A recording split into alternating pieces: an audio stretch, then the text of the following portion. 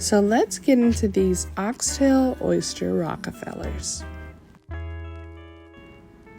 So to a hot skillet, I added butter, chili flakes, onion, minced garlic, and some fresh thyme. So I sauteed that with my frozen spinach that I drained off, salt and pepper, and I add my cream cheese to the mix. Go ahead and stir that in really well. Add whatever cheese you'd like. I used Parmesan, sometimes I use Gouda, use whatever you like. I had some leftover oxtail meat that I put in. And here I am shucking my oysters. Now I will upload a descriptive video on how to safely shuck an oyster. Shucking your own oysters is definitely ensuring that you have the freshest oyster possible.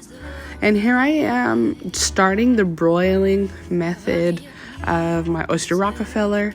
I add salt down to secure the shells from rolling around, and also it's another heating mechanism that helps it heat from the bottom up.